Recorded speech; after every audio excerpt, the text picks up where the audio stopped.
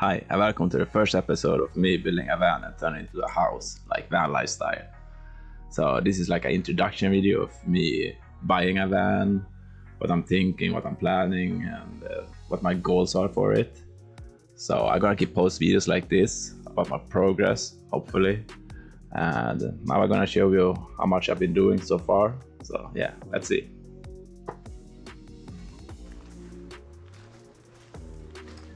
Okay, here it is. I've been working really hard on this van now. So let's look inside and see the final result.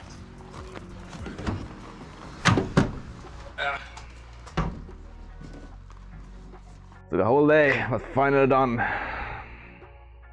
Yeah, Vanlife.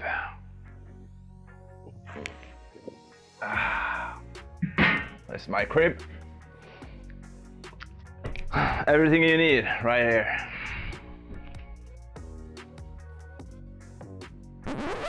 Alright, I'm just kidding. But for real, this is my plan from the beginning. Buy a really cheap van and throw some basic things in there and some drinks and call it a day. But I changed my mind pretty fast and decided to do a really nice one so I can live in it full time. And the budget for this project is like 5 times higher now than it was from the beginning.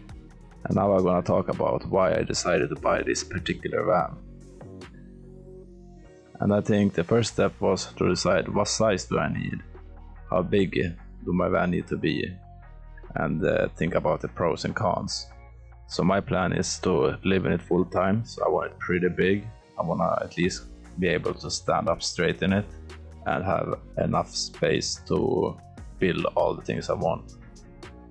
But I also don't want it to be too heavy, so I can't drive it on a normal license.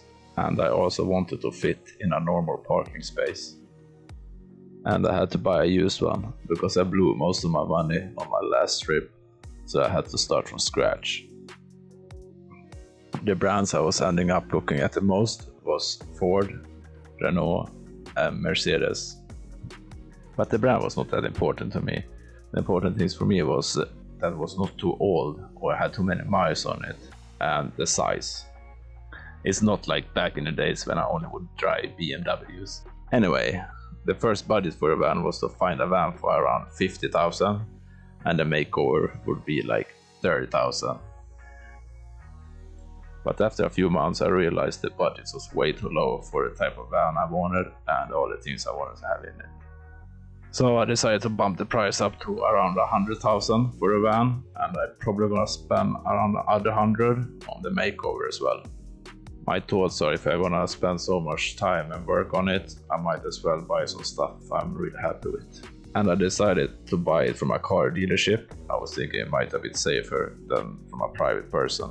So when I found a car I liked, I did a search on the company online, checked the reviews and stuff, but it turns out they're all crooks. So I ended up buying this Ford Transit. It's from 2011 and has gone about 14,000 kilometers and is driven by diesel. So here is the size. It's about 5.7 meters long and 2.6 meters high.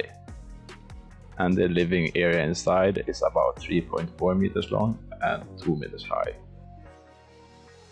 And is also around 2 meters wide. So I actually found a car dealership that had pretty good reviews online. So me and my dad went over there. I thought it was next to impossible to haggle with a car dealership, but it was listed for almost 90,000, but I got it for 85.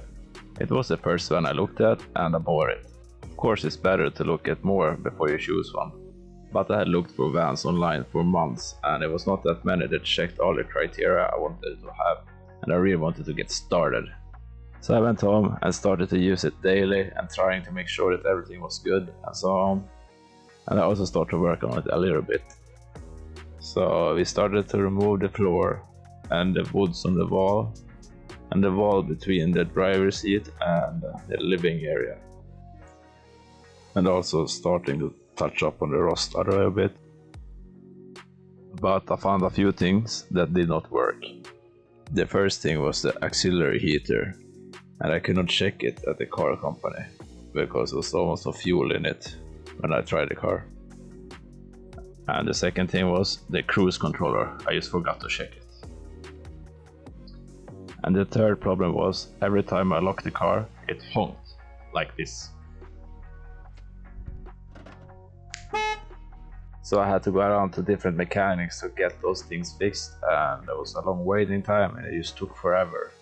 But the car dealership paid for it.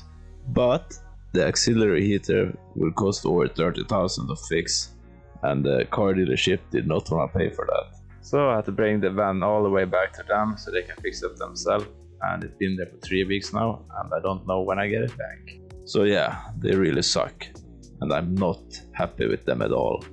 So instead I've been spending a lot of time doing a ton of research. So now I think I know everything I want to do with the van. I find most of my information on Vanlife groups on Facebook and YouTube and Google.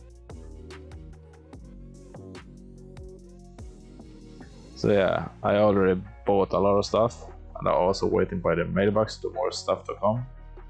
And I kinda know most of the things I'm gonna buy already. Okay, that's it for this video. My plan is to be done with the van before it gets cold outside, so around September, October or something. And I'm gonna move in it next year, travel around Europe a year or two maybe, skating, play golf, whatever, I don't know, let's see. And when I do some more progress, I'm gonna make another video and let's see how it goes. So yeah, that's it, bye.